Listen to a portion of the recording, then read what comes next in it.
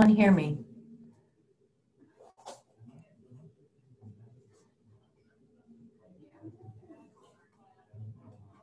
Okay, Ashley, I'm going to hit record now. Yes, go ahead. All right. Let me just make sure that this is set. Recording, record video during screen sharing. That's the extra one. That's all I need. Okay. I'd like to backtrack and erase that, but here we go. Good morning, PWPSD. Teachers, administrators, support staff, admin assistants, whoever is logged on, welcome. I'm happy to have you join in on our virtual PD session this morning. I hope that you are happy to be back in your school. You've had some time over the summer to play outside, be in nature, read some great books, and really have some time to be rejuvenated as we return to school. It's exciting to be back and knowing that we're going to, in a matter of sleeps, be able to look into the faces of our students, be in their presence, and feel all that nervous energy. We're thinking about each and every staff member that's out in the schools with care, and also with excitement for everyone, because what we've heard from our people is how much they're looking forward to having students back in school. And that's with nervous anticipation. And back in June, we had conversations about this fall 2020. What's that going to look like? How could our team support everyone in the schools, and what's that going to look like? And from that conversation, there was the creation of the idea that we could present a wellness session that could essentially reach all across the district to all of our people, perhaps not all at once. That's why it's being recorded and you can access it later, but looking for an opportunity to best connect and make it as similar as possible to our district PDs when we would gather together. And here we are a year later, and our focus continues to be on wellness, and we want to provide you and share information about how to look after yourselves, how to look after each other, and how to best regulate our students that are returning to school as we embrace them into that space. So I have the great pleasure and privilege of introducing you to four faces I believe that you will recognize from our multidisciplinary team that is serving our district. Heather Craig-Daly is an educational psychologist with PCS, as well as the wellness lead in our district. She will be presenting to you this morning, as well as Ashley Mercer, who is our newly appointed clinical lead for mental health in our district. And you will recognize her. She's worked in our district in some of our schools in the past, and before the school year is over, you will meet her in person at your school. She'll make her way around the district. Kathleen Gillis, an occupational therapist who will be working in our district under the PCS umbrella and has been participating in the development of this professional development, this PD session since we talked about it in June, and also familiar in some of their schools. And last, and certainly not least, is Carolyn Hovey-Johnson, a speech-language pathologist who has worked in our district under the PCS umbrella for a few years, not as long as me, but certainly for a few years. You'll recognize her face as well. So that is the team that we have that will be sharing some information with you this morning. I know that the chat room is available. We do have someone who is responsible for responding in the chat. Is that correct, Ashley? Yes, that is going to be how we're going to approach it today. We're going to switch seats. So we're going to have slight delays as we kind of move between speakers so we can quickly sanitize and adjust. But while we're doing that, the other three presenters are going to be watching our chat box and answering your questions as we go along. And for those of you who might be watching the recording after the fact, if you have some questions that come up then, please don't hesitate to reach out to us. We will try our best to answer them quickly and get everybody jumping in. Okay, and just to add on to that, we do have individuals that are willing to facilitate. And so if you're watching this solo and making a recommendation to a staff and you're looking for a facilitator to come to your building, just as Heather Craig-Daly has said, we'll make that happen. We can ensure that someone from our wellness team will make it out to your building.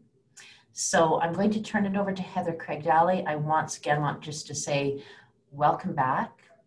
Thank you for choosing to participate in this session this morning. I wish you the very best in the school year. I look forward to coming out and seeing you in person. And really, as I look through that list, Wembley Elementary, RWZ, Woking School, Ridge Valley, I'm just so pleased to see that you're joining in. So welcome, have a great morning and a great startup. Thank you so much, Heather.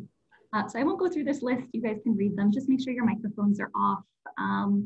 Please note that we are recording this, so if any of you are uncomfortable having your video in a recording, please just turn it off now before we get started. Really, we just want to say welcome back and how very, very excited we are to see all of you online at the moment and hopefully in person very, very soon. If you have questions as we go, like I said, please join in the chat box.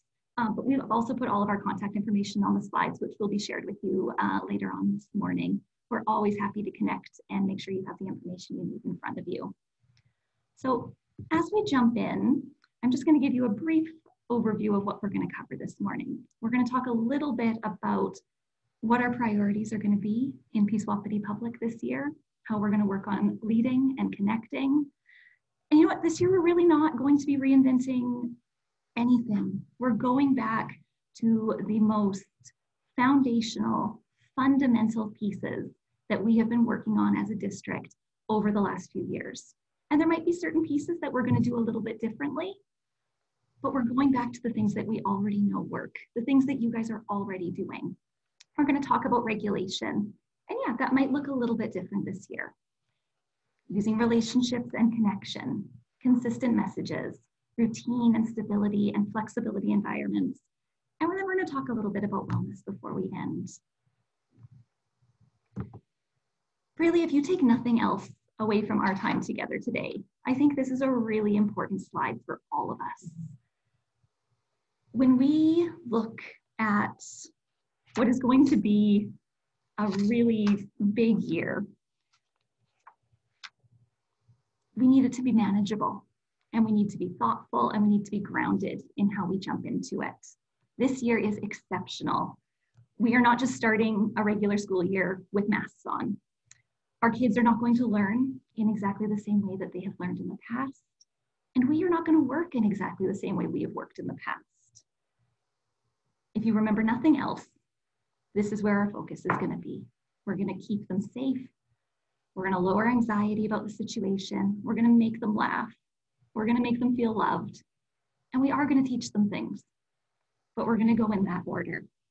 I want you to remember that our schools right now have more staff trained in trauma-informed practices, in mental health first aid, mental health literacy, our restorative practices, and universal practices for student wellness than we've ever had before.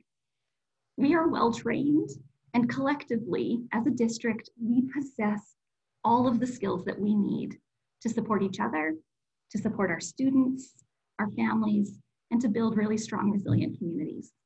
I have full faith that we are going to figure this all out together. And on that note, I am going to pass it over to Ashley Mercer.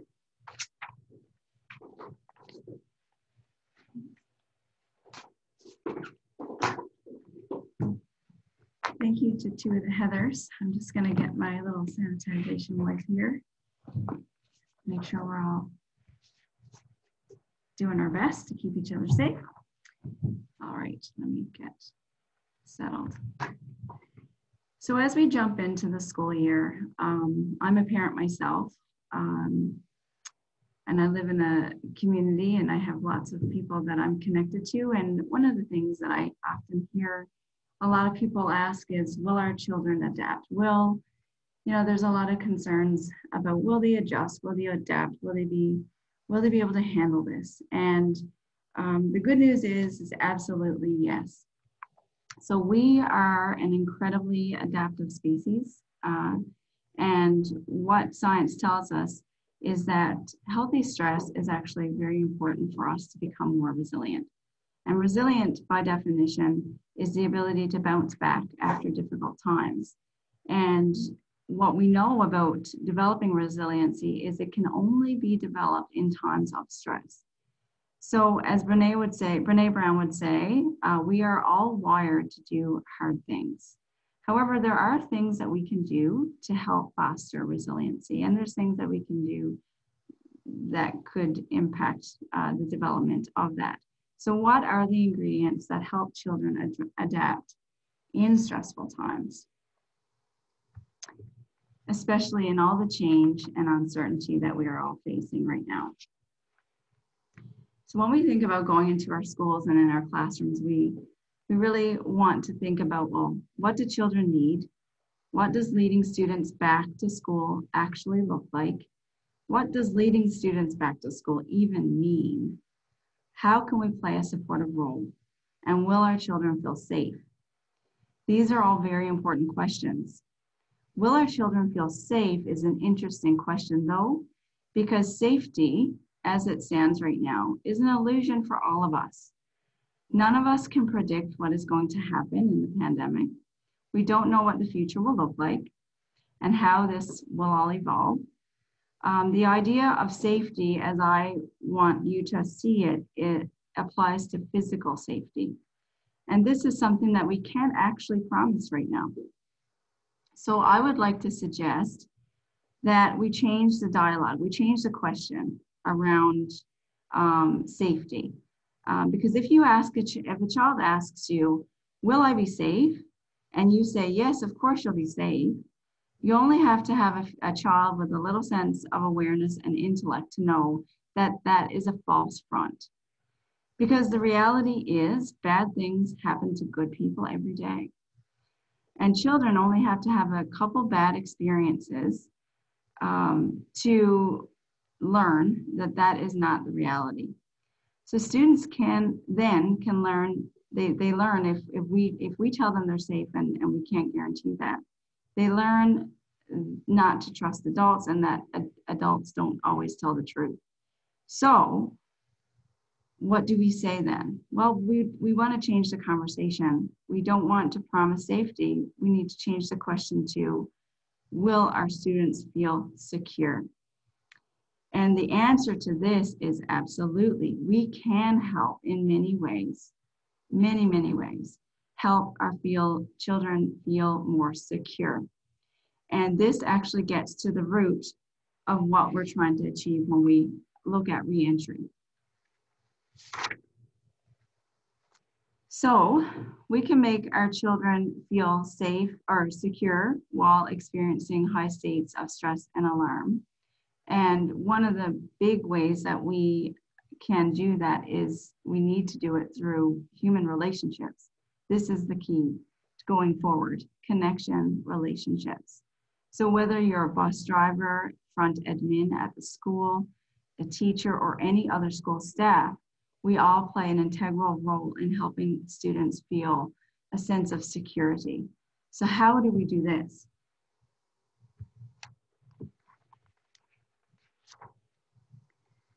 What is it that we can do to foster a sense of security? Well, number one, students need us as adults to take the lead in the relationship. Secure attachments are fostered when adults take leadership and follow their natural instincts that are within every single one of us. Any of you that are parents out there, you all know, maybe, or remember when you had your first child. Your natural instincts guide us and tell us how to provide and protect and caretake the little people in our lives. This is not something we have to learn. It is already within all of us. So when we do this, children, they will seek out secure adults to help them through very difficult things in times of uncertainty, change, and crisis. So this helps to develop what we would call a relational bubble. And the relational bubble is where a child feels secure. It's where they belong. It's who their people are. So saying you will be okay will not work. What we can say instead is, when we're handing off through transitions, your teacher, your bus driver, the school staff at your school will take care of you. We have to make relationship a priority and convey confidence that we've got this. Even if we don't, even if we feel like we don't. 2, we can help students feel secure by helping to orientate them to new rules and routines. With younger children, using play can be a non-threatening, fun way to foster relationships while developing new routines. This, again, is not new. You guys are very skilled and competent professionals. It's, nothing that I'm telling you is new. One thing that I wanted to talk a little bit about is play. How we can help young children settle into school again is through the use of play. Some people will say, well, shouldn't we be serious about this? Shouldn't we be telling them what could happen if they don't follow the new rules? And, no, we don't. This creates a sense of alarm. And when we have alarm, then, as Dr. Jody Carrington talks about, when we look at the brain, the hand model of the brain, alarm allows our lid to flip. And we don't want that to happen. We need to instill a sense of calm, security, and that we have them and bring their lids on. And so we don't want to be creating a sense of alarm for children. Science tells us that when we're playing, our lid does come back on naturally. So it's a natural, way to bring us back and ground us. Play helps reduce stress, reduce resistance inside of you. So if you think about some of those really resistant kids that we all see, play is a great way to reduce that resistance. The children learn through play, and it fosters a sense of agency. And play is where students learn a lot about life. So I'd encourage you to think about that. Number 3, when we think about younger children and play, Dr. Gordon Neufeld always says, emotions take care of us and play takes care of our emotions. Play is a universal language for children. And when in doubt, play, laugh, use humor, because play is less likely, again, to provoke that resistance, especially in times of uncertainty and stress. 4, use of non-alarming tones and simple scripts. If you think about when you're on a plane, I mean, not a lot of us have been on a plane lately, but if you think about the flight attendant and if you actually sit back and think about the message that they are relaying to us when we're sitting in our seats for the first couple minutes, it actually is a very, when you think about it, alarming protocol that they're going through. And we've all seen amazing flight attendants where they are delivering a very alarming message, but in a very not alarming way. And I can attest that I've been on a plane and I hardly even listen to them because I'm not alarmed at all. I feel very secure and competent in those flight attendants and that they will carry me to my next destination. So that's kind of what I want you to think about when you think about setting the tone and going through the new routines with the students this year. That's kind of how we want to think about how we're setting that up. So children need to see people who are going to lead and take care of them. So for example, this is how we line up now. Let's practice. This is how we follow along. Play your way through a new routine. 5. I can't apparently read today. Solicit good intentions from your students. I mean, what better way to get a positive outcome? When you have your child's heart, you can get them to follow you anywhere. So can I count on you to follow me today? Can I count on you to follow the bus driver's instructions today? Can I count on you to do whatever, to wear your mask when I need you to today? Your relationship will make a child want to follow you and the new realities that they are facing. And lastly, help children face futility. Futility is fear, sadness, disappointment, anxiety, stress, anger. I mean, we have futility is a good word to sum up all of those mixed emotions that come with dealing with the uncertainty and change and the added stress that we are under. So help them face the things that they cannot change. So students will likely come back to you this year with many stories of futility. I couldn't do this. I couldn't play hockey. You know, dance got canceled. I don't think I can do this anymore. We need to help make room for those stories and listen. And when we sit back and listen, it helps to develop and foster that trust and security that we are hoping for. We want to normalize the feelings, their feelings as well. So when we think about that, what does that look like to normalize feelings? Well, when a child is coming and saying, I didn't get to play hockey, that sounds like it was really difficult. Of course you felt upset about that. I would feel upset about that too. And you're right, this is tough. This is hard, right? And I don't know about you, but if someone responded to me like that and I was upset, my shoulders immediately dropped and I'm like, they hear me, right? They get it.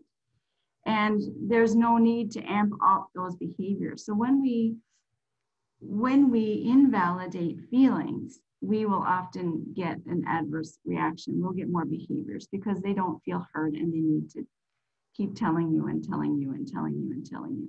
When a child feels heard, when we as people feel heard, we automatically relax, settle in and go, okay, I feel heard.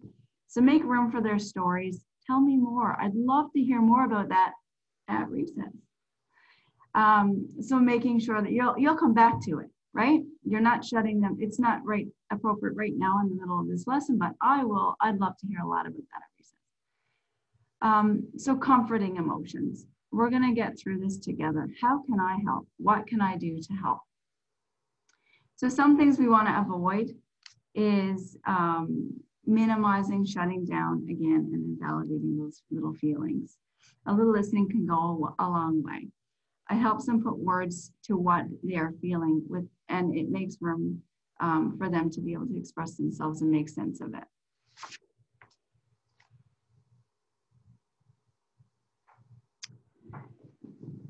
Oh, I forgot to change this slide because I remembered last night that the grammar on this is not correct. So the 2 most important questions, not the most important question, and then I give you 2 questions.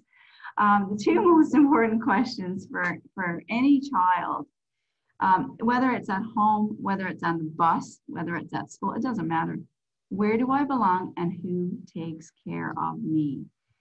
And when we think about behaviors, behavior is an expression of an unmet need. Children are coming to school this fall in a time of great uncertainty and stress, like I've said multiple times. It is more important than ever to build healthy connections and relationships. When we see behaviors, I want you to think about changing the dialogue. Instead of, focusing on the behaviors, what does the student need? Choosing connection over correction-based interventions will get you way further every day of the week. So we need to help children feel secure in the world that we all live in right now. that they have a place, that they know where they belong, they know who their people are. Communicating, you belong here. I will take care of you. We will solve this problem together. Communicates trust and stability, which will foster, again, resiliency and growth. Communicating, I've been looking forward to seeing you. You can reach out to me for help. I'm here for you. And we want to hide our concerns from them and lean on other secure adults to help us through that. So avoiding, we're only going to be in school a month anyway, or, right, like those kind of, I might have been guilty of saying that myself at different points, but I need to be very, very mindful that I'm not having any little ears hear me engage in any of those kind of conversations when they're within ear's length of me. Provide, and that's again, having those conversations where you can let your guard down and talk with other secure adults is where we want to have those conversations, not in front of our class of children. So listening with our full attention, taking interest in them, their hobbies, and their life outside of school. I'm getting to the end of my little part here, I promise. How do we take the lead? Okay, so bringing it back to Dr. Jody Carrington. Remember the light up. Think about how that's going to look a little different this year. You know, I discovered when we went to Claremont School the other day for a meeting, and I saw one of the FCSS counselors that I have been missing and haven't seen in a while. And I just immediately started to do this dance. And I'm like, I can't hug you, but I want to. And I was just doing this super awkward, weird dance. And so I likely will do that weird thing. So if you see me do that, it means I'm really excited to see you. We've talked in a group about, what we can do instead of hugging, putting our hand on our heart and all these other things, adapting to our new reality. So thinking about how are we going to light up when our kids come in, and especially when we have masks on, really communicating with our eyes. I know for myself, I've been practicing on babies in a grocery store. So if I have a mask on, babies are super intuitive. They can read you and they know if you're an approachable human or not. So I've been practicing. I know I'm that creepy person that's 6 feet behind you in the grocery store trying to make your baby laugh, because I'm trying to see, is it working, right? Am I communicating that I'm a nice human being? And when the baby laughs, I'm like, yes, score, I got it, still got it. Okay, with the mask on or without, I got it. So those kinds of things. Food, I know food is going to be challenging. We talked about as a group here as well, we're so used to bringing food and eating together and all these things. Those things are going to change. However, we still need to eat.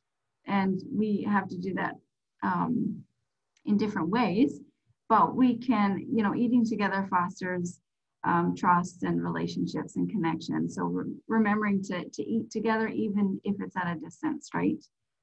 Because it is a very effective relational tool. Am I going way over here? Cue me if I am, please. All right. The last slide before I switch gears here. And change the subject a little bit. We all have heard, I'm pretty sure we've all heard Dr. Jody Carrington speak. If you knew, you maybe haven't, but you will get to hear her, and she's phenomenal.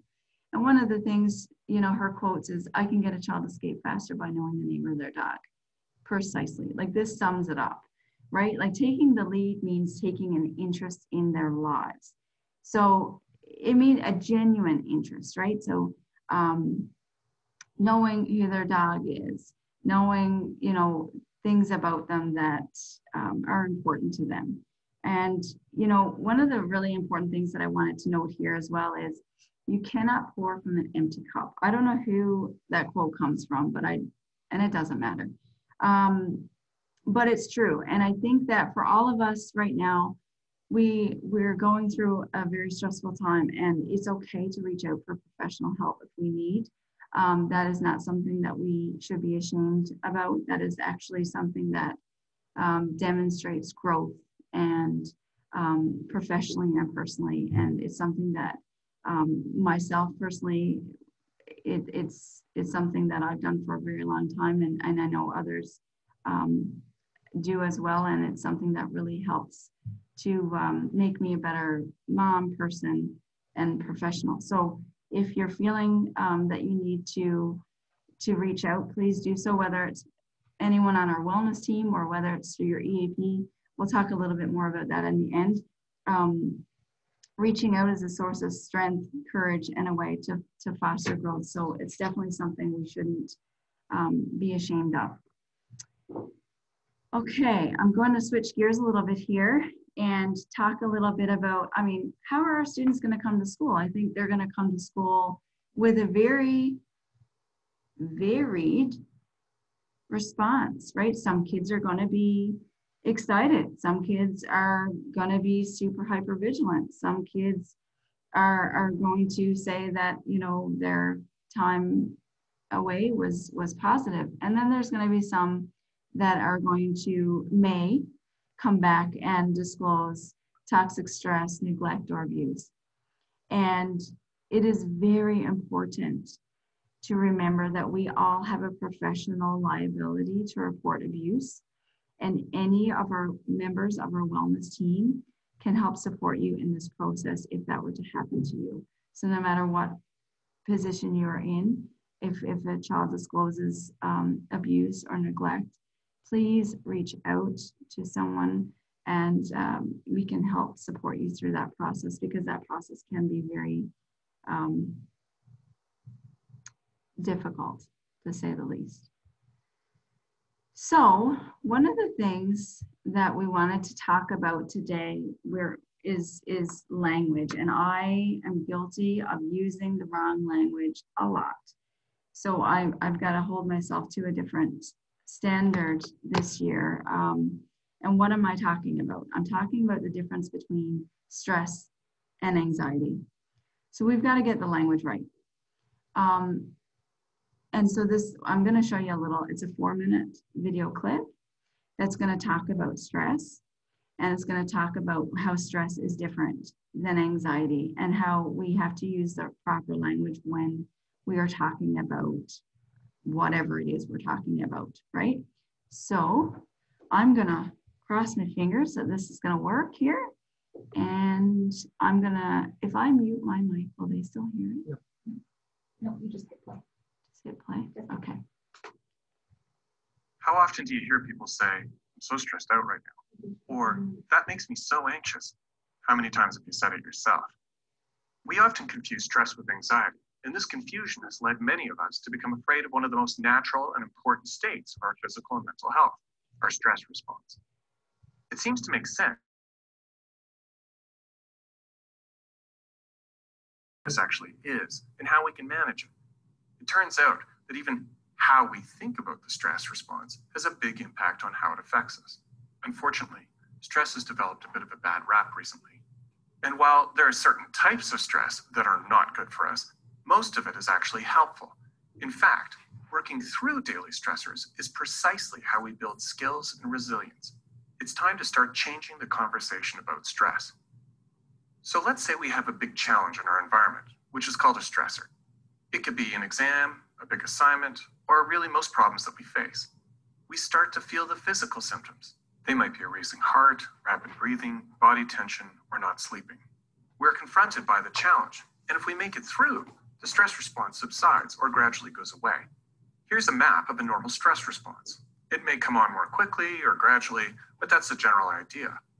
The stress response is normal. It's actually our body's best effort to get us ready to face the challenges that come our way.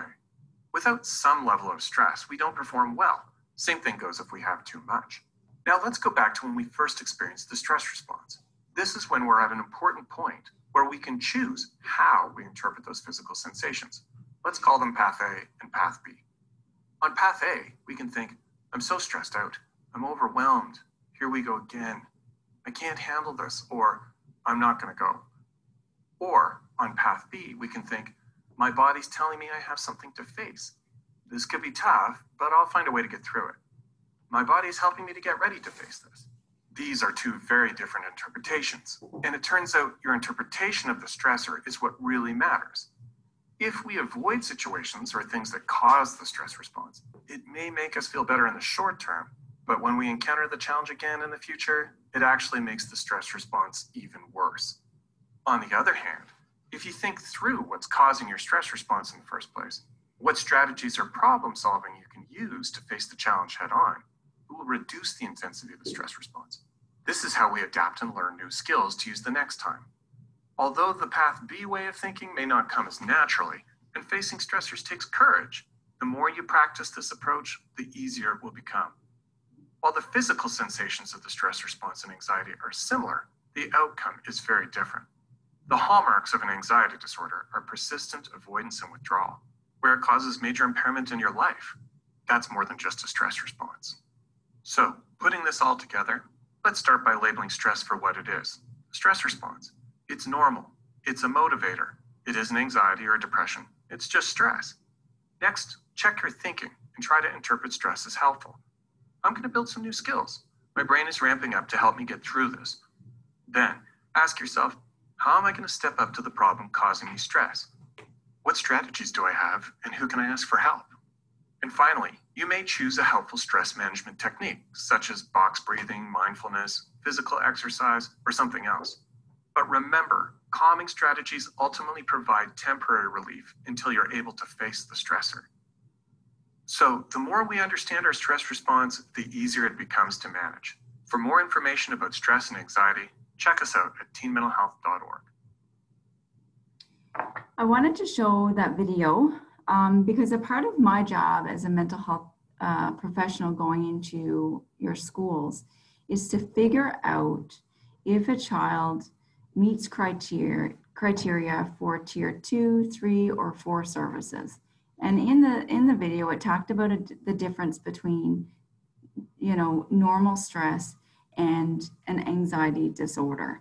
And so that's my job to kind of work with you to figure out the differences between. And, when we think about the stress response, it really, that was a big part of the decision as the wellness team when we re-enter your schools in the next 3 weeks as to why we are going to really be focusing on universal strategies in the school, because and again, it's a prediction, we're predicting that students and teachers and staff are going to be coming in with a high degree of stress. And if I were to assess the children that come in that present with that high level of stress, they may look like they fit criteria for a tier 3 intervention. We don't want to be a reactive system. We want to be a proactive system. And so we need to give time to allow children to adjust and to adapt to the new routine and structure of what is going on, and to allow that normal stress response to come down naturally. So that is a part of the reason as to why we decided to, we're going to be in your schools. It's going to look a little different than it did maybe the years before, where we start picking up students and seeing them one-on-one immediately right away.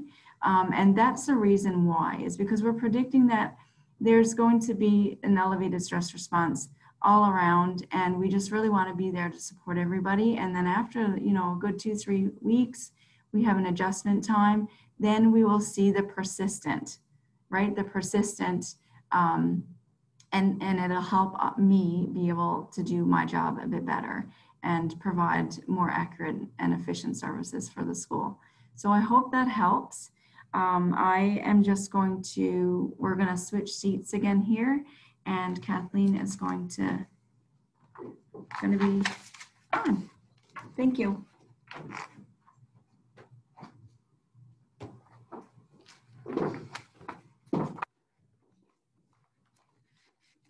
Morning, everybody. Just going to do a quick Lysol wipe of my space. Welcome back. I'm excited to virtually see everyone.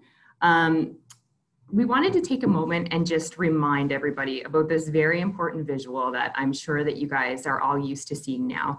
It's Bruce Perry's model of how the brain works and how we engage as human beings. And I think that video is a beautiful segue to kind of talk about this, just to remind everybody as we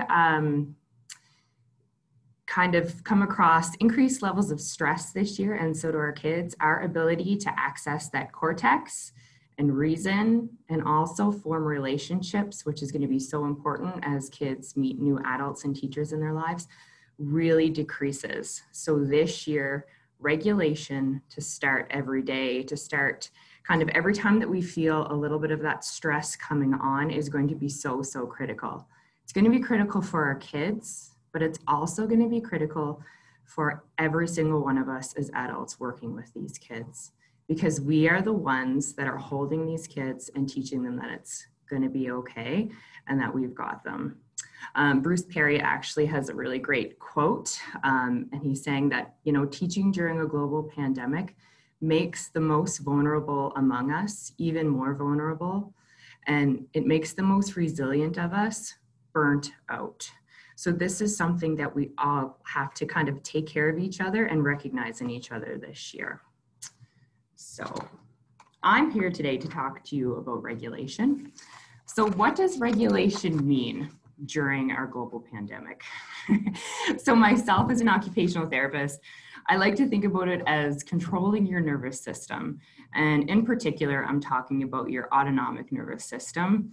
I'm talking about whether we are in sympathetic control, so fight or flight and high arousal, or are we in parasympathetic control? So are we able to socially engage? Are we able to access our cortex? Are we able to relax? Now, the great thing about this nervous system, even though it's called autonomic, we actually have conscious control over it. And this year, more than ever, we have to train ourselves to think about, where am I functioning? Where are my students functioning? And what can I do to bring them back down into social engagement? And that's what we're kind of here to review today. How the heck do we do this during COVID? Okay. So I'm here to tell you that you are enough. Okay, you don't need the stuff. We can figure out ways to do this without the stuff. And I'm talking about all the sensory stuff. Kids' bodies and your face and your state of regulation is enough to keep kids regulated at this time. Okay, so everybody take that breath. Now more than ever, co-regulation and your ability to be calm is going to be of foundational importance in your classroom. Okay, so I want to remind you guys of what Heather and I and everybody have kind of been talking about in the last couple of years, that your ability to use a warm facial expression, a warm tone of voice, and build that relationship subconsciously gives kids' brains a hit of oxytocin and tells their amygdala that they are safe, right? Even if we have to wear a mask, they can still hear the tone of our voice and they can still see our eyes. And our eyes and our forehead, as you can see my wrinkles in my forehead, right? They are going to convey 90% of the message. Don't worry about your mouth. They can still hear what you're saying and they can see what you're feeling in your eyes. And I want to just reiterate the fact that it is actually impossible to have a genuinely warm facial expression and a warm tone of voice and feel dysregulated, right? Just how if you are feeling kind of stressed and your tone of voice goes up, the kids are automatically going to feel that too. No matter how calm our words are, what we're saying are, it really comes down to how we're feeling on the inside and what kids are going to be feeling too. So with all that said, we're going to start off by talking about your regulation, and Heather's going to close with a section about your self-care, because without that, we're not going to be able to be good co-regulators to our students this year. All right, so this visual again is from Dr. Bruce Perry, and it talks about how do our brains look when we're calm, how do our brains look when we're dysregulated. So the picture on the left is an adult's brain and it's calm. This is what we look like when we're practicing good self-care. And really what it's showing is that our base structures are kind of quiet, and it's allowing all of the information that's coming into our brain to be kind of processed by the smart parts, the top parts of our brain. That's where all the bandwidth is going. So we're able to learn and communicate and socialize. This is what we want as ideal. And then our image on the right kind of mimics a dysregulated student's brain when they come to us in our school and in our classroom. So the difference that you're seeing here is that the bottom structures are kind of being a gatekeeper and a block, and all that bandwidth for processing, you're seeing it at the bottom instead of at the top where it's very narrow. So this is kind of what's happening in a student's brain when you're talking and they're listening, but they're not actually hearing what you're saying. This is why, because they're not regulated. So I wanted to put up this visual because I think it's very important to remember as us as calm adults, being that calm model can take the adult brain and the child's brain can then mirror it. When an adult is calm, we can help them have a fully functioning and regulated brain.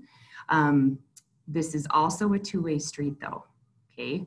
So if we're not practicing good regulation and good self-care, we can also mimic the student's brain. I think we can all think of an example, whether it's in our own life or whether it's at the end of the day, and we have some dysregulated kids, and we're distracted, we're thinking about an external stressor, we're tired, we're done, we didn't get enough sleep, that our brains are gonna go to the brain on the right, and then we're just gonna have a whole classroom of dysregulation.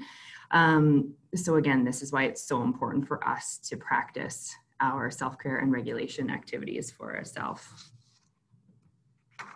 Okay, so I wanted to leave you guys with some practical, tangible bits that you can take and kind of apply to your school year right from the get-go. Everything that I'm going to talk about today, I'm getting from Dr. Bruce Perry's work and his guidelines on adult regulation, and what he says is best practice. So just kind of keep that in mind. So how much regulation do you guys need as an adult? I'm going to start off by saying that you don't need to do a 45-minute run every day before class, and then 30 minutes of yoga at your lunch, and then 15 minutes of meditation 3 times in between that.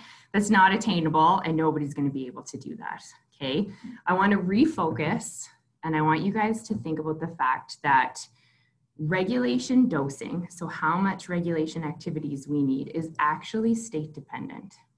So if you are a calm adult and you're keeping up on your self-care, I'm here to tell you that 25 to 30 seconds of a little check-in every kind of 10 minutes when you're in your classroom throughout the day is enough to keep you calm and regulated, okay?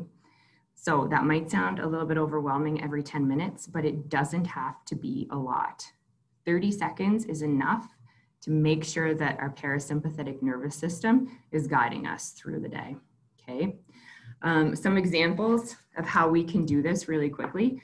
Dr. Jody Carrington says, drop your shoulders and breathe. I want to add one more thing to this. I want to say, drop your shoulders, sit up straight, and then breathe, okay? Because if we are hunched over, we're going to be breathing just in the top of our lungs, kind of like hyperventilating. If we're slouched back, we're going to be belly breathing. Again, it's not going to be optimal. The reason why I'm saying this is because our diaphragm is a magical tool.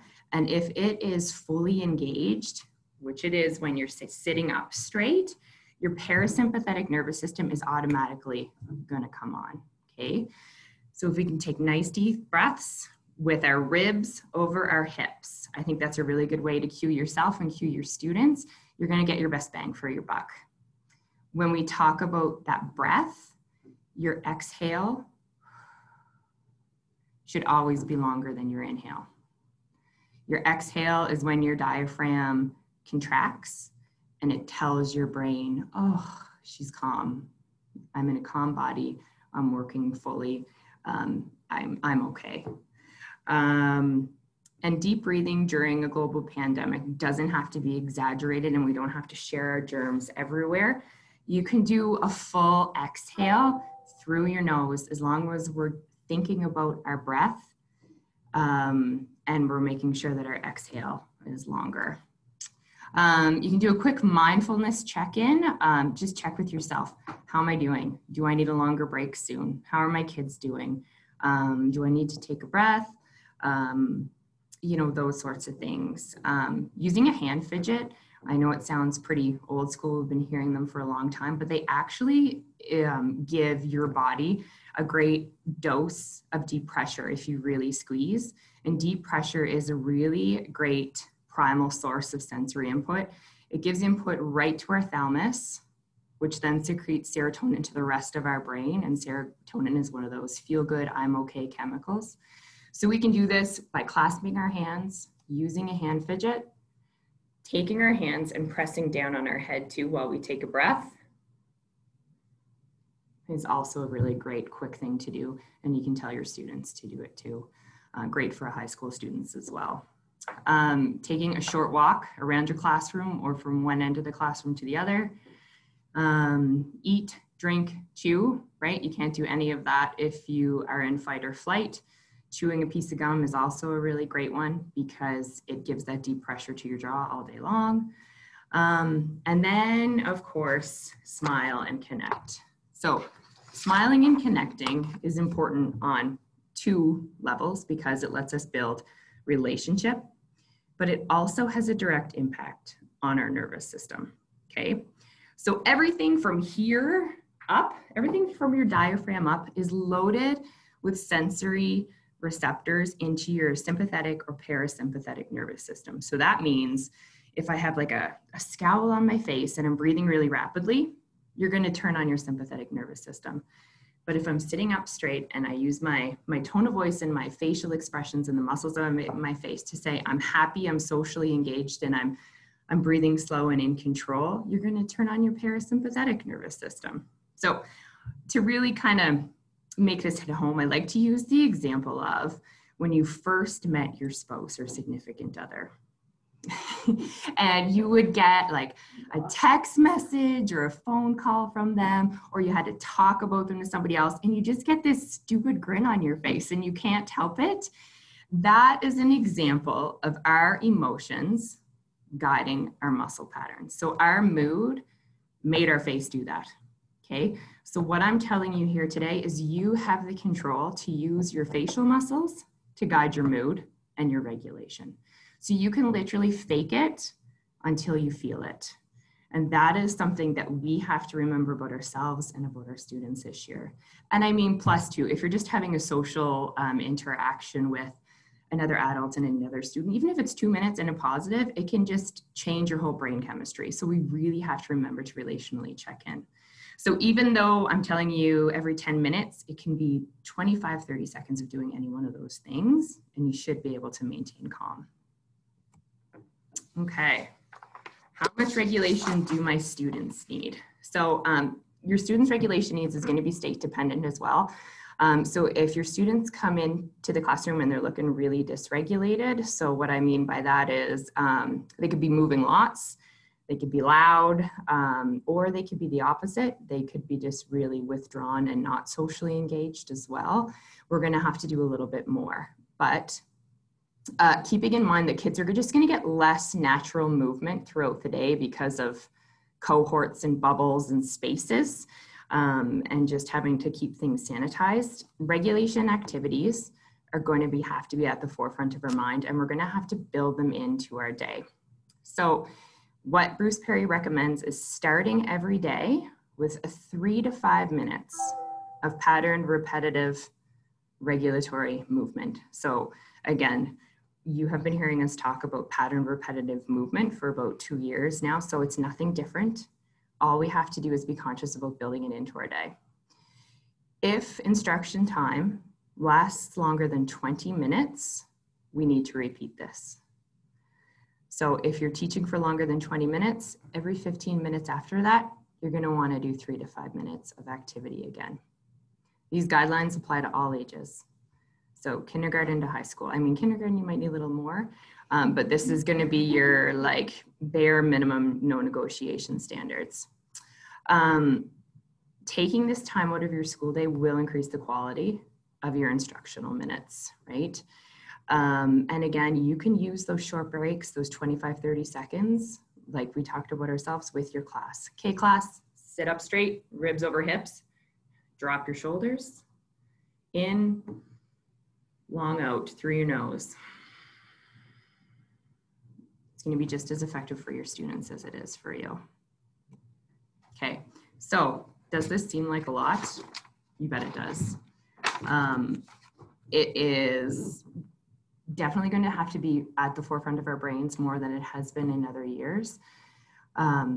Once we get used to building it in though, I think you will see the benefits. And I think we have to remember that doing this is going to benefit ourselves too. And we have to continually mirror our own state of regulation to keep our kids calm. And building this time in is going to benefit the adults and everyone working with the kids as well, let alone helping organize our kids' brains when they're in the classroom with us. Okay, so I touched on this a little bit. So what does that pattern repetitive rhythmical movement look like? It's automatically going to calm our base of our brain down. This year, we're going to have to think about doing it maybe at our students' desks where they are socially distanced, if that's possible. While the weather is nice, go outside and do this as much as possible. Being in nature is regulating in and of itself, and it does not have to be complicated, right? It can be as simple as clapping your hands to a beat, tapping your feet, tapping your fingers or using rhythm sticks.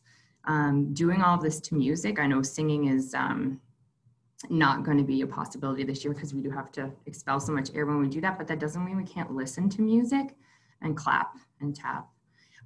Walking to a beat, bouncing a ball to a beat if everybody has their own individual ball.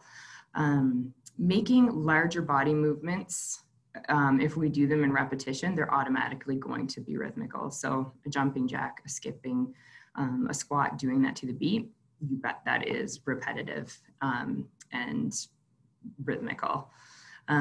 Again, drumming is an amazing thing to do.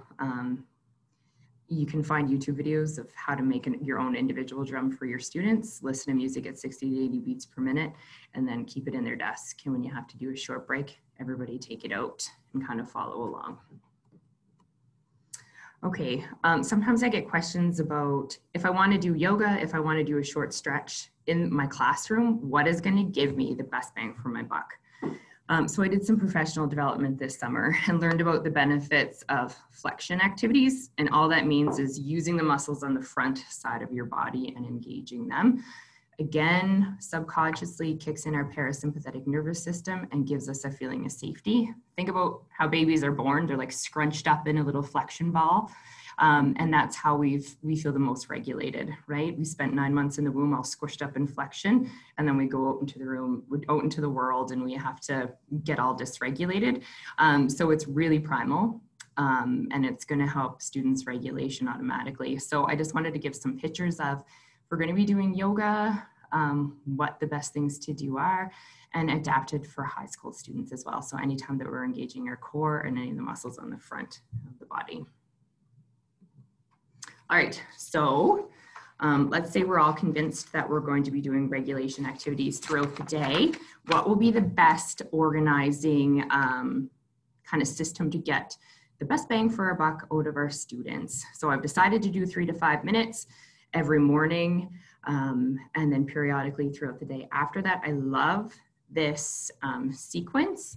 It is based on the work of an OT and a psychologist in Edmonton Catholic, actually. And it just uses a really easy visual. I don't know if you can see the visual because my face might be covering it, but all that it says is I can move, I can hold, I can breathe, and I can pause. So the move section of this is just 30 to 60 seconds of cardio. It increases students' heart rates and it lets them burn off energy, right? So if you pick one movement to do it and do it to a beat, there's your pattern repetitive movement. So we're gonna do jumping jacks for 30 seconds and we're gonna do it to this beat. Then we're going to do a hold. So that's just like a sustained isometric hold. So like a plank, a V-sit, a wall squat. It helps refocus their attention. And if we're doing something that involves flexion, it's also going to turn on the parasympathetic nervous system. Then we're going to breathe. So take 5 breaths, focusing on exhale. And then your pause. In this program, it's like a mindfulness activity. You can use it to teach, use it to give your next instruction because your kids should be quiet. They all just stopped deep breathing and they've all just done physical activity. So use it to your benefit if you want, right? This sequence takes a total of about 3 to 4 minutes. And it's really going to be ideal to incorporate everything that we kind of talked about. You do it with high school students, just don't use the visual, keep it in your head so it seems cooler. This is a really great example as well of a gross motor regulation activity that you can do. And it is just decals that are placed in a school's hallway.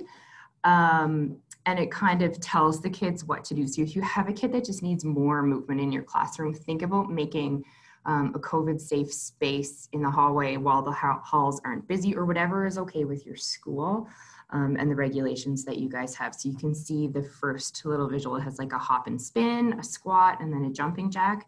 It's great for kids who can do something like this independently, or for kids who have a little extra support and need more movement. Harry Belfer has this ready to go in their hallways this year, and they just got them from Etsy on a shop called Chantel's Path, and it's there at the bottom for you.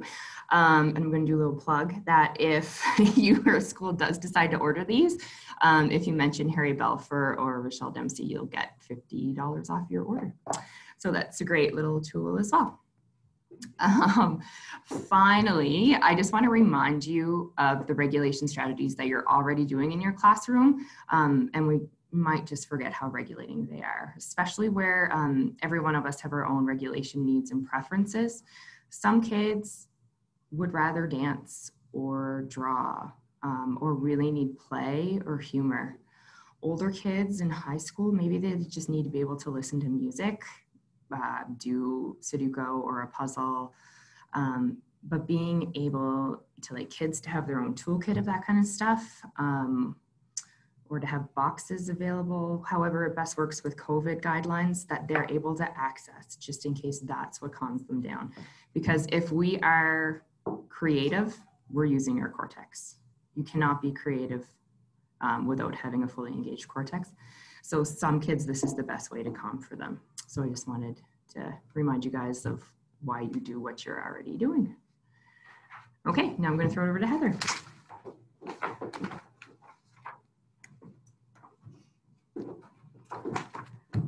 Hello again, guys. I am going to talk to you a little bit about what I think you already know, and that's the power that each and every one of you hold in how we connect with our kids.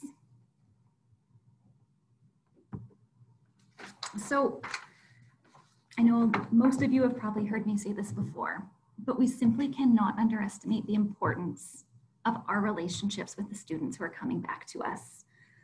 Over the past couple of years, you've heard us talk about time and time again, sort of the changing relational landscape.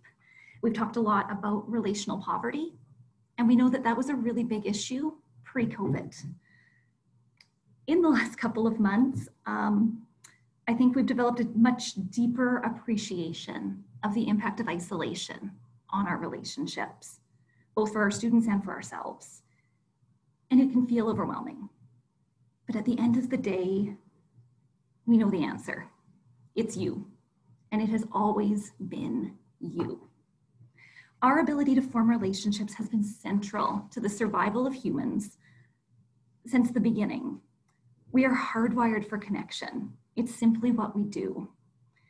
And in a world where sometimes it feels like we cannot control very much at all, we can control how we connect with our kids. So a lot of you have seen this before, I hope. The Benevolent Childhood Experiences. This was developed in response to the Adverse Childhood Experience research. And what they did was identify 10 experiences that buffer the effects of adversity. And I want you to notice a couple different things on this list. Number 4, do you like school? Number 5, did you have at least one teacher who cared about you? And number 7, was there an adult, not a parent or caregiver, who could provide you with support or advice? Notice it doesn't say anything about a teacher who taught you everything or who solved all of your problems, cared about you. That is where it starts and where it ends. And it is as simple and as difficult as that.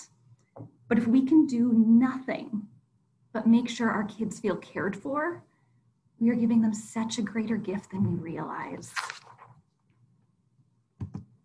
So our goal in Peace Wapiti has not changed. Our goal is still that every child has a positive connection with at least one adult. The reality is that adversity is all around us. We've gotten a crash course in it this year. But if our kiddos can experience adversity in the presence of secure, healthy relationships, we're not only going to protect them this year, but we are going to impact their futures in such a positive way.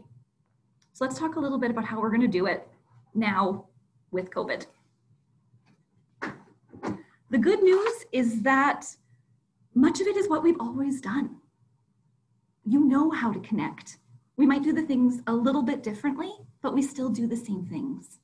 We want to start with our morning greetings and our check-ins so that our kids feel seen and they feel heard.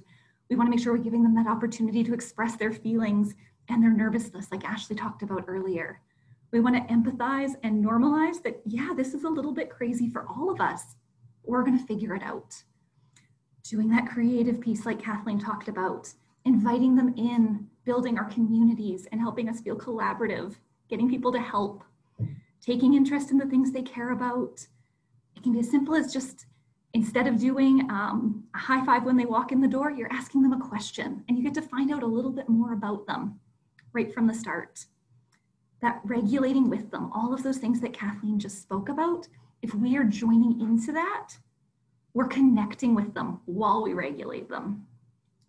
That 2x10 strategy that I'm sure most of you have heard me talk about before is going to be so important. Those kids that we know are struggling, the ones that we can't just jump back into a relationship with, we need to really target them. Take one student and for 2 minutes every day for 10 days, they are our whole world. And we are so focused on learning everything about them. And at the end of that 10 days, we phone home and we tell whoever their people are how awesome that kid is. That is surprisingly powerful. And that light up. Ashley talked about that beautifully. How many of you are just waiting to see our babies' faces? I cannot wait to see a small human. It's going to be amazing. I think we're naturally going to have those light up moments, and that's going to mean so much to our kids. So there are some specific considerations in a year with COVID that we haven't had to consider before. Kids really do need to feel seen, and that's going to be a little bit more complicated. Some of those nonverbal signs are going to be different this year. With masks shielding our facial expressions, we just need to be a little bit more conscious of these things, especially when we have our bigger groups. We really need to focus on getting our kids' eyes. I want you to watch their shoulders and their body language. Whether you can see most of my face or not, you can tell so much through the other expressions and the other cues that I'm giving you. I can watch their breathing, and that's going to tell me a lot about how calm or not calm they might be and what I need to do. And our eyes tell us so much. They are so powerful. We're probably going to want to do extra check-ins so that those kids that last year we would have just been able to quickly scan, see a face, see something was off and check in, we might be missing those. We want to make sure we're checking in a little bit more regularly with our kids and provide extra cues to bring them back. Because last year I could have probably gone in and scanned a class and been like, oh, well, that one's not listening, and do something different. I might not catch that as quickly this year. So those cues that Kathleen talked about, where she talked about the benefits of regulating, just doing that is naturally also going to bring our kids back when we've lost them. And that's going to be powerful. And for some of our kids, we might have to explicitly teach them how to ask for help because we might not be catching all of those things on our own. Those are all going to be really helpful. And we do have to learn a new normal. So a lot of the questions I've been getting in the last week are, how do we manage this stuff? What do we do when a child wants a hug? When a child shows up to our school and they have a symptom? Or when someone gets too close? First of all, I think we have to recognize that this is a learning process for each and every one of us. As Jody Carrington says, you've got to name it to tame it. And I think we just have to have a lot of conversations. We are not going to do this perfectly. Of course we are not. And that's okay. We're going to figure it out. So a couple things to think about in this relation to this stuff. As soon as we get our kids back in our classrooms, we need to start talking about our new normal. I don't care if they are in preschool or they are in grade 12. We need to establish our routines, talk about what it's going to look like, and figure out how are we still going to connect in new ways now. It can be fun when we're finding those alternative things. It can be smiling, waving. Ashley talked about her little dance. We can talk about air hugs. We can hold our hands over our heart. I've seen kids doing superhero salutes and thumbs up signs and butterfly hugs like this. Carolyn had the fantastic suggestion that we should teach some grade 1 class somewhere to all wink, and I think it will be hilarious. So if you decide to do that, please let me know. I would like to watch your efforts. But at the end of the day, there's lots of things. You have to find what you are comfortable with. If it's genuine, they're going to feel it. And it's okay to normalize how awkward and hard it is.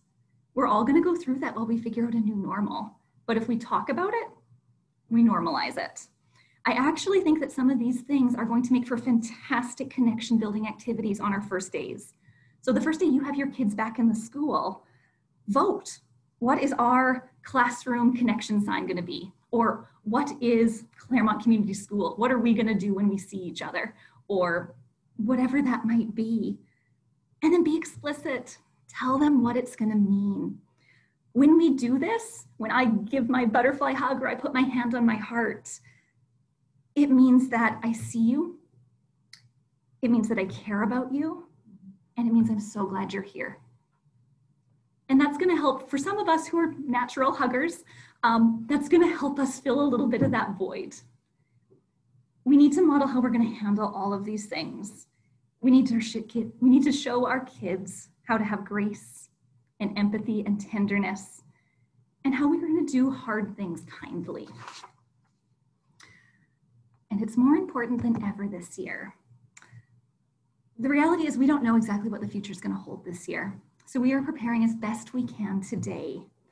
And the best advantage we can have is having solid relationships with our kids. And the reason, you probably feel like you're hearing this too many times, but we are so focused on building it right now, because if we need to go back to distance learning, we need to have those relationships first. While technology gives us options that wouldn't have been previously available, and absolutely we are so grateful for them, it's not the same. Last year we survived home-based learning because you had September to March to build really solid relationships. And then when we transitioned, you knew the kids. So this year we need to focus on that connection, connecting both to our kids and connecting our kids to each other as quickly as we can. So please think about how you're going to bring your kids together. It's going to look different in every classroom, but it does need to happen in every classroom. And from a purely practical standpoint, whether we are educating in person or online, if you have a relationship, you have a huge advantage in classroom management. From your friendly neighborhood psychologist, kids will not meet their learning potential. They will not follow our routines and our rules, and they will not make expected choices if they do not feel secure and connected. If we do this first, we're going to get to everything else a whole lot quicker anyway. So regardless of how I get your buy-in, this is what we're doing. The last thing I want to talk to you about very quickly is the idea of togetherness. I am sure you guys are aware there is already, unfortunately, a lot of shaming and awful things happening in social media around how parents are deciding what they're going to do and what is the best choice. We are all trying our best. Regardless of what you, your students, or our families have chosen, we need to give the message that we are all in this together. We need to convey that regardless of what they've chosen, whether we have their kids in our classroom or whether we are helping them through home-based learning, we are all part of PWPSD. We are all important parts of every one of your schools and every one of your classrooms, and we're in this together. If we can approach every day with a kind heart and give each other grace as we sort through all of the challenges, we're going to get through this year, and it's going to be okay. Now, I'm going to pass it off to Carolyn to talk about a few more spots.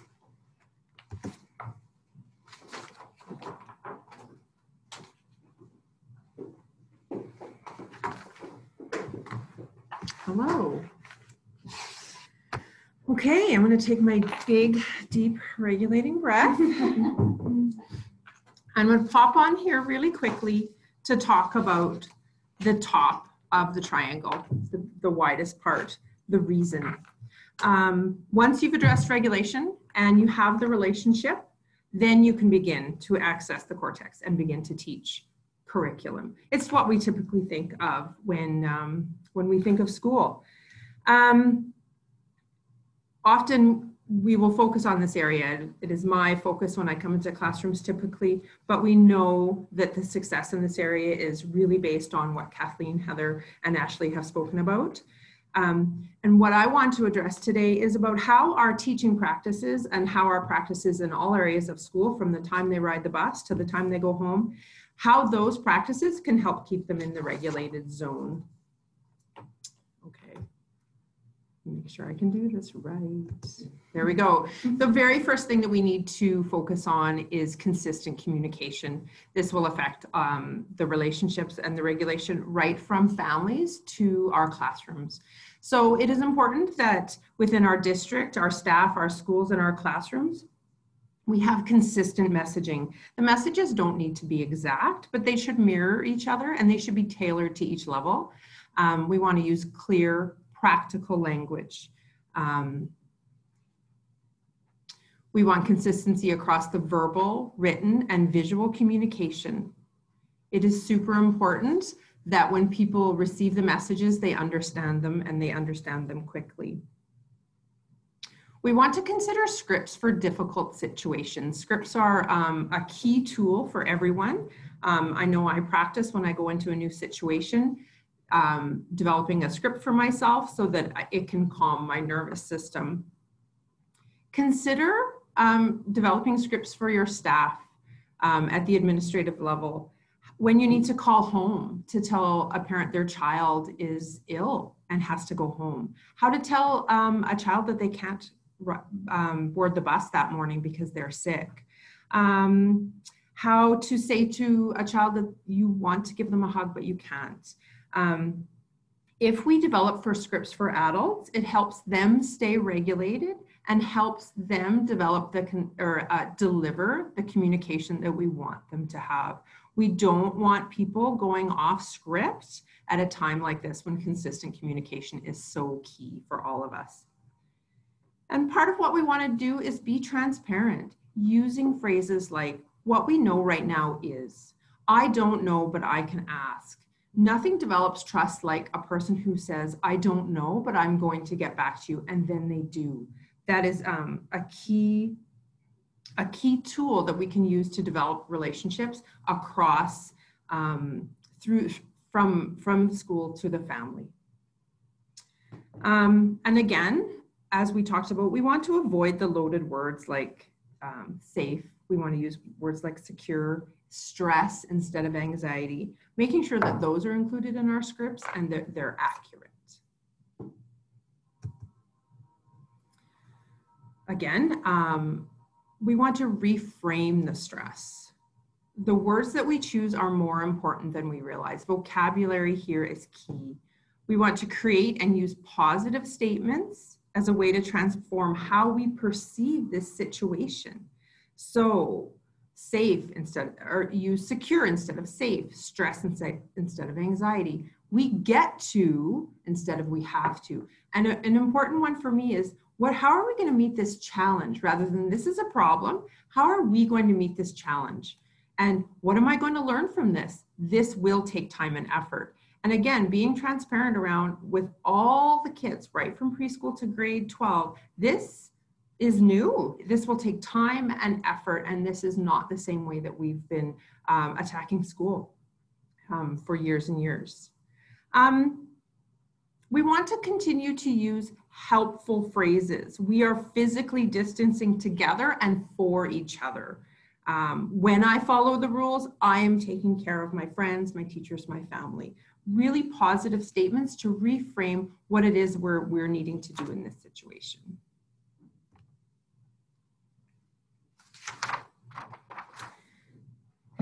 Routines. Routines are going to be key. Routines access your reasoning part of your brain, but they also help keep you in the regulated state. Routines prevent us having to react in the moment. So we want to start teaching the routines from the time they come in to our schools next week. Even high school students who have been in school for a number of years, they are going to have to relearn routines that are automatic for them. So we're going to have to interrupt that automaticity and reteach them routines that are needed now. And again, their routines can be one of your regulation tools to keep those kids in that regulated state. Teachers know this, EAs know this, everyone knows this, but it's really important that we bring this to the front of our brains. How am I going to teach the routines? You don't teach it once, you explain the routine, you model those expectations yourself, practice the routine, implement the routine, review it, and you may have to re-explain it. It is a cycle. It is not an A to Z situation. You're going to continue to revise it. And again, being transparent around, we are building this routine with the information we have now, it may need to change. Again, so we may have to review the routine and modify it. We are going to have to teach our kids physical routines, cleaning routines, regulation routines, wellness routines. And an important one for my heart is communication to peers. What are we going to say when a child sneezes, when your classmate sneezes? What are we going to say when a mask falls down or somebody forgets to put their mask on that moment? How are we going to be kind to each other, but still have that clear communication? And again, I encourage school communities to develop these scripts together so that everyone understands them, they're clear, but we're hearing the same message again and again.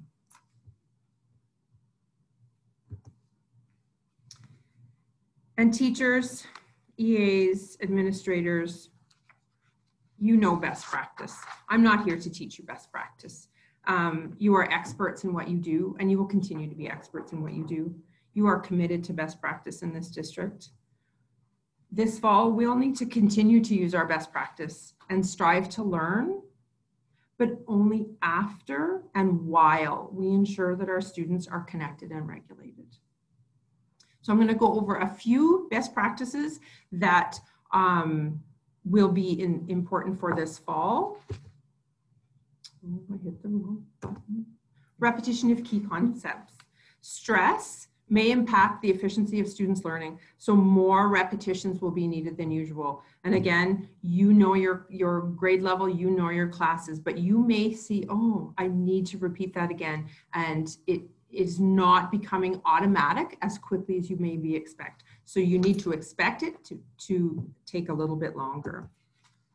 Continuous learning is something I learned from Shelley Moore, an educator out of BC, and she has fantastic resources, puts them all on the internet if you like to learn those. Continuous learning, and again, we are not necessarily going to be able to say, in September, grade 2 students are typically between A and B. We are in a new situation, so we need to actually look at where are they now and what is my next step versus benchmarks that we may have set in the past. So continuous learning is a really key concept for this. We want to continue learning. We don't have new learning. We're reinforcing. We want to focus on the priorities. We want to use their interests and strengths, and we want to continue to focus on that connection and engagement for all of our students. Frequent and meaningful feedback. Again, this is from Shelley Moore. just those constant, what's going well, what isn't going well, and what is next in our journey together as a teacher and a student team. Just those consistent check-ins. Again, I'm hoping that we can maybe set back some of the assessment deadlines that you are all thinking about in September, and just thinking about communicating with our students what's going well, what isn't, and what's next. And again, flexibility, it's what teachers do. I wanted to put a picture of a teacher doing yoga, but I thought, maybe not everybody likes yoga. So teachers are incredibly flexible, and you are showing this by showing up for our students this fall. We are going to need to be flexible around goals, learning, assessment, deadlines, and especially yourself. Don't set hard and fast musts for yourself. Just remain flexible, and this leads into Heather's next part around self-care. I just have one little bit. Visual supports. This is what everyone walks in. Oh, Carolyn's going to talk about visuals now. Visual supports are critical for some, but important for all. The very first thing I saw when I walked into my place of work was a visual on the door reminding people that they couldn't come in. So very important now that we have consistent visual communication for all. There are some targeted visual communication strategies like social stories, and your teaching or your learning team can help you get those. And there's also a plethora of visual communication tools for adults, for all. And again, with that consistent communication. And that is all I have for you today. Thank you very much. Here comes Heather. All right, I am going to jump right in. I know we are going to go a tiny bit longer than I promised you we would, but I really hope you will stay and listen to the next little bit, because I do think it's really important. You guys are absolutely essential. And essential has a whole different meaning than I think it did last February, doesn't it? You are doing so much. We are working with vulnerable populations. We are dealing with unpredictability and changes that seem to happen every 5 seconds, heavy workloads, time constraints, changes in our staff and resources, heightened emotions, and even just that virtual exhaustion that comes from being on computers and doing things really differently. Here's what I know about you guys. The people who choose to work in our education system are almost exclusively passionate, invested individuals. It also means we are a little bit more vulnerable.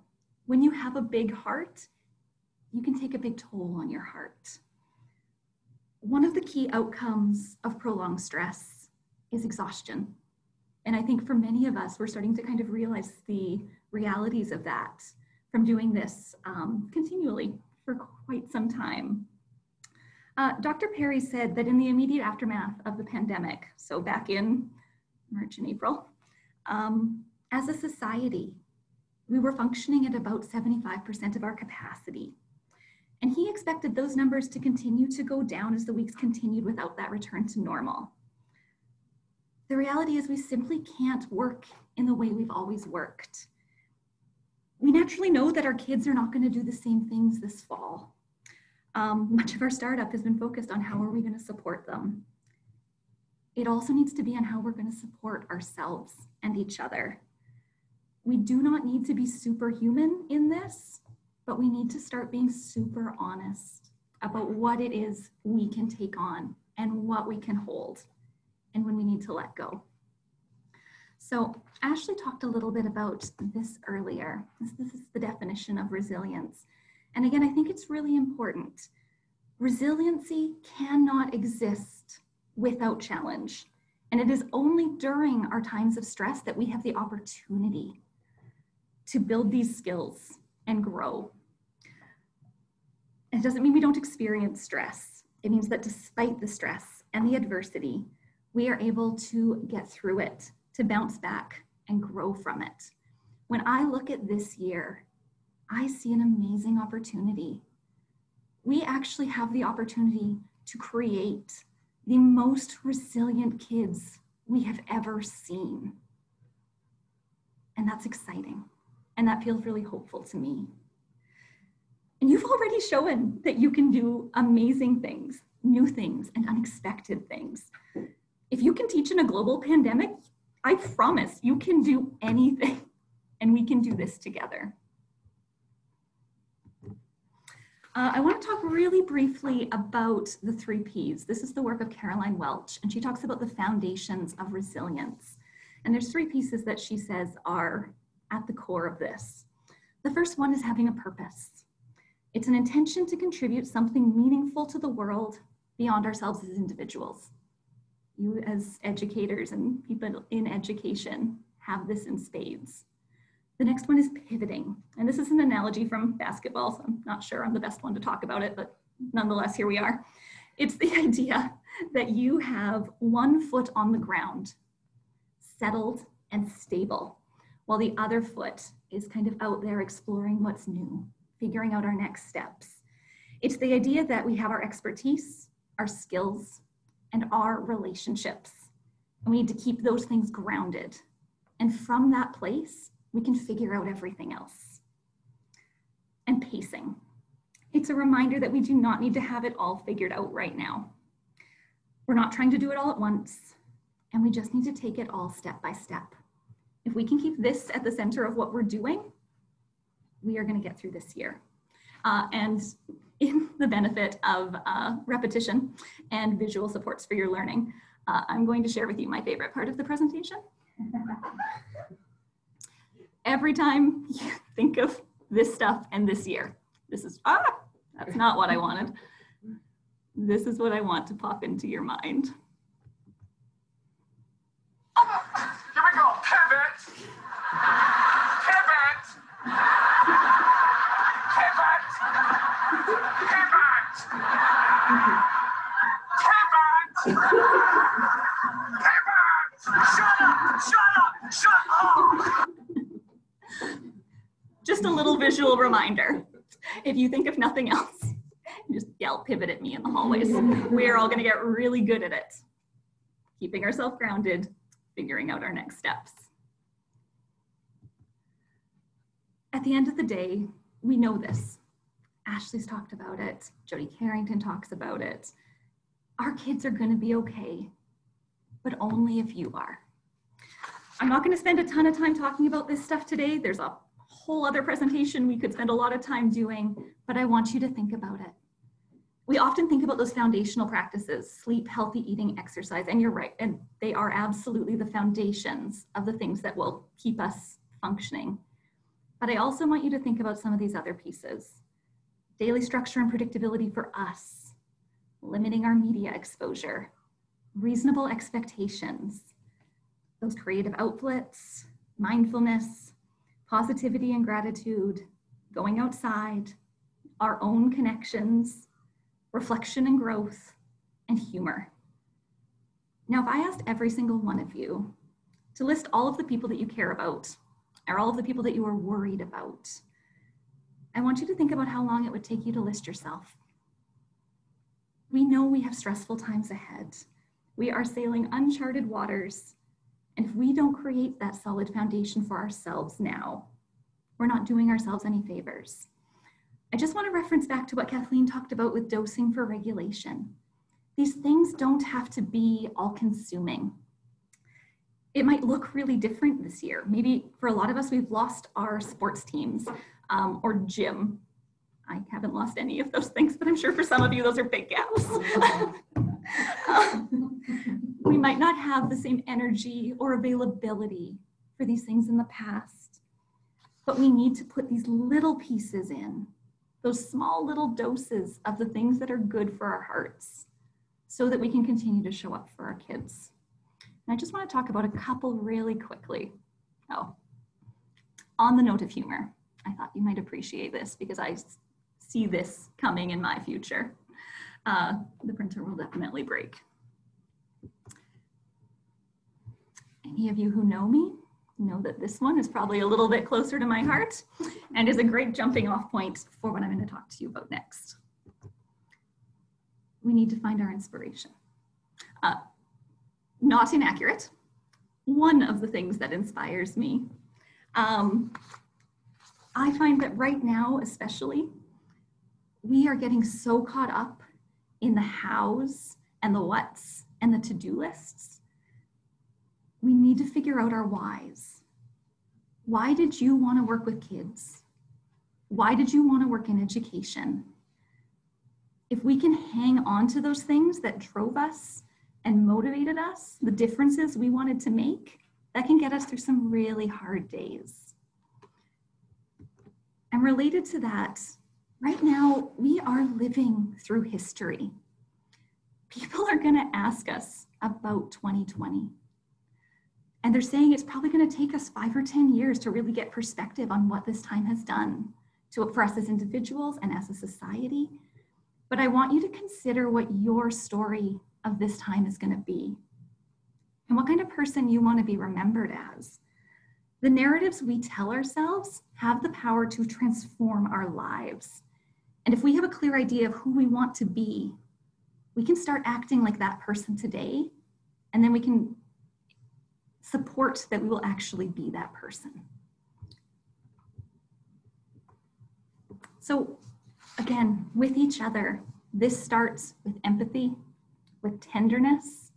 It means instead of going and jumping right into our conversations with each other and jumping to our to-do lists, we take a second to check in. How are our colleagues doing? How are our admin doing?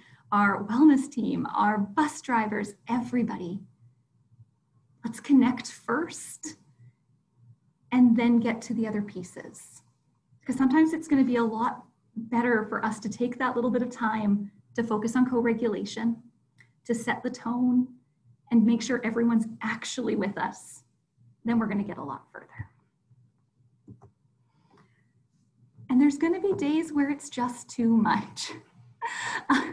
We are all going to have those signs that perhaps we are getting overwhelmed. This is my general invitation to every person in the district that if I ever walk into one of your schools and I am wearing some sort of clothing item or have some sort of thing that I've made out of my cat, please sit me down. I suspect things aren't going well. We're all going to need it. I believe in my heart of hearts that there is a time in every single one of our lives where what the world is asking of us is just more than what our resources can do in that moment. And it is a sign of strength to reach out in those moments. I know one of the most foundational, helpful things that I have done has been having a psychologist of my own to help me balance all of those different pieces. And I've preemptively booked sessions with her right up till Christmas. I'd rather have it started with the right things in place so I have a better chance of functioning through all of it. Check your benefit plans. Start thinking about these things now. Book your massages, your physio appointments, therapy sessions, whatever it is going to be to keep you grounded and functioning. Let's do it now. And if it gets to the point where you are feeling overwhelmed, reach out. Reach out to your wellness teams, reach out to people in your school, reach out to me or any of the other ladies who've done this presentation. We will help you get connected with the people you need to get connected with. We are all going to be so much better off if we can do this. So with all of the things that I've talked about, it's not meant to be overwhelming. It's just to get us to start thinking about it. Start with what resonates with you right now. Take the time to figure out what works. Keep it simple, doable, make it fit within your life, experiment with it. And all of these things might seem obvious. I'm sure there's nothing I've talked about today that you haven't heard before, but there's a difference between knowing it and hearing it and doing it. And this is a year we really need to focus on doing it. It's not only going to be worth it, it's essential, just like you. So as we head back to our classroom, just a few final thoughts. We are the answer. We are designed to do hard things. We are wired for connection. Relationships are key for both our survival and our growth. You are going to lead boldly. You're going to convey security, and our kids are going to know they're going to be taken care of. You may not always have all the answers, but relationship is the answer. If we can do that, the kids will be fine. If you are. Our kids will be okay if you are. And finally, always choose connection over correction. There are some great resources that we put at the end of this that we are just going to send you in the sake of time. There's some fantastic stuff in here if you are looking for a starting place. But I think on that note, we are going to say goodbye. We're going to say that we'll see you soon and that we've got this. And we're really looking forward to our year with you. Thanks so much, everybody.